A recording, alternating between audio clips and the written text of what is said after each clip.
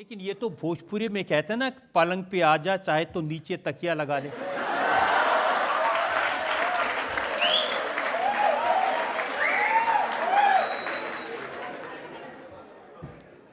अब देखिए, आज ये सही मंच मिला है मुझे।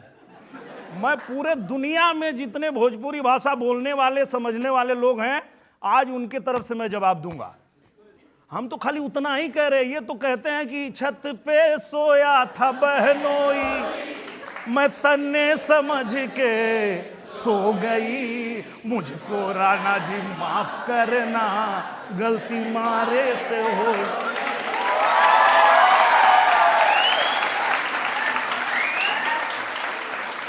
अब पूरी ये जनता की अदालत, जज साहब, आप और पूरा देश दुनिया तय करे कि हम अगर खाट पे बुलाए हैं तो हम अश्लील हैं कि ये जो छत पे कांड हुआ है ये लोग अश्लील हैं।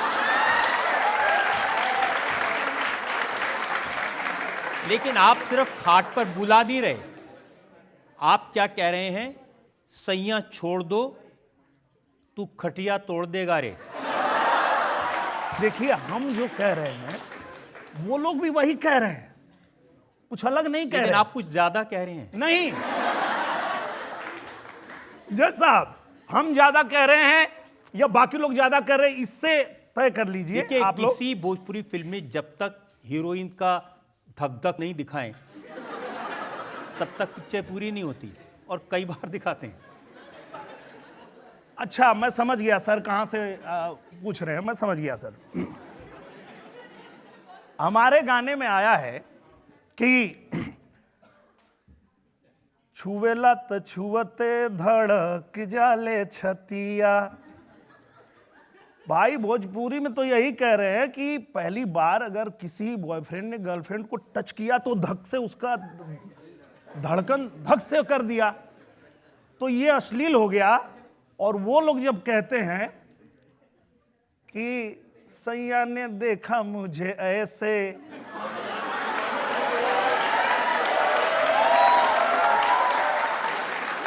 कौन अश्लील है ये आज तय होगा इस अदालत में। अश्लील कौन है, हम हैं कि ये है? बाकी जो बना रहे हैं, हम तो सिर्फ ये कह रहे हैं कि भाई सैया अगर टच किए तो हमको धक से हो गया कि अरे टच कर दिए, तो ये तो अश्लील कहां से लग रहा है भाई? अश्लील तो ये है कि सैया ने देखा मुझे ऐसे में। मुझे लगता है कि आप लोग आज जान जाओगे कि भोजपुरी को अश्लीलता से जोड़कर ये लोग क्यों बदनाम करना चाहते हैं। अरे भाई, ये तो आप हीरोइन से कहते हैं अपनी लिपस्टिक का स्वाद चखा दे।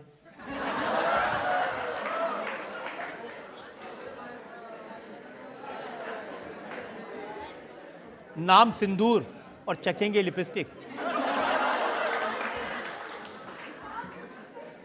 बात तो वही है सर, मैं कितना सफाई दूं, और जितना आप सफाई मांगेंगे मैं उतना सफाई दूंगा, और बाकी लोग लपटाते जाएंगे।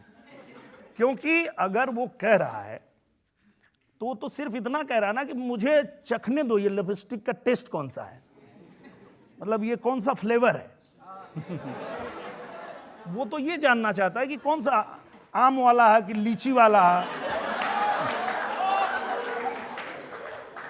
और वो लोग जो बना रहे हैं सीधे जवानी का रस पी गया, वो पूरा जवानी पी जा रहे हैं, तो अश्लील नहीं है। हम खाली वो फ्लेवर के चक्कर में अश्लील हो गए। आपकी बात ठीक है, वहां भी होता है जेरा धक धक करने लगा, लेकिन वो कहते हैं कि हमने भोजपुरी फिल्मों से सीखा है। तो देखिए, यही होता है ना कि ये कितना बड़ा झूठ है। पहले हिंदी फिल्में बनती थी कि भोजपुरी बनती थी? हिंदी फिल्मों को देख के, हिंदी हीरो लोगों को देख के तो हम लोग हीरो बने हैं। हम लोग गोविंदा जी को देखे, हम लोग अक्षय कुमार जी को देखे, तो उन लोगों को देख के तो हम लोग आए। अब देखिए सर, आप मुझे बताइए, आपकी कोई ऐसी फिल्म नहीं होती जिसमें एक सुहागरात का सीन ना हो? बेडरूम, पलंग, रजाई, ये सब परमानेंट है। एक फिल्म थी, आप लोगों ने देखा होगा, राजा हिंदुस्तानी। उसमें हीरोइन का बाप कहता है कि राजा तुम्हारी शादी हो गई है? तो बोलता नहीं साहब, अभी तक जो चाहा वो मिली नहीं। बोला तुम लोग भी सपनों की दुनिया में खोए रहते हो, जैसे लगता है कोई राजकुमारी आने वाली है। तो बोलता आएगी साहब, हमारे भी सपनों की राजकुमारी आएगी। हम देखे तो हमको लगा हमारे भी सपने की राजकुमारी आएगी, और फिर हम सर निरहुआ हिंदुस्तानी बनाए और निरहुआ चल दिया अपने सपने की रानी खोजने मुंबई आने के बाद सपने की रानी मिल भी गई। सपने की रानी को लेकर के गांव आया, और गांव का कल्चर, भोजपुरी का कल्चर ऐसा था कि वो जो बिगड़ी हुई लड़की थी वो सुधर गई। उसका बाप भी आके नहीं उसको पहचान पा रहा है कि ये मेरी ही बेटी है जिसको हम जिंदगी में नहीं सुधार पाए, आप लोग कैसे सुधार दिए। तो हमने कहा कि भोजपुरी का रंग होबे ऐसा करेला कि कौनो रंग पे चढ़ जाला।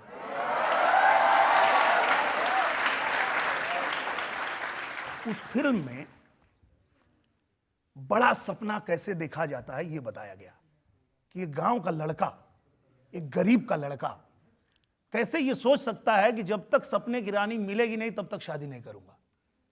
बड़ा सोचना, बड़ा सपना देखना वो फिल्म बताती है।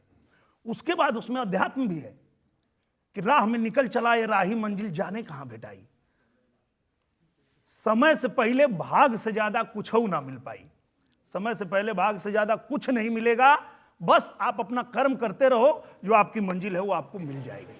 निरहुआ जी, आपने बड़ी कोशिश की है फिल्मों में वल्गैरिटी को डिफेंड करने की, लेकिन सच बात यह है कि भोजपुरी फिल्मों में अश्लीलता तो है, और अब आप एक जिम्मेदार पोजीशन में हैं, राजनीति में हैं, तो आपकी जिम्मेदारी है इसमें शालीनता लाने की कोशिश करें।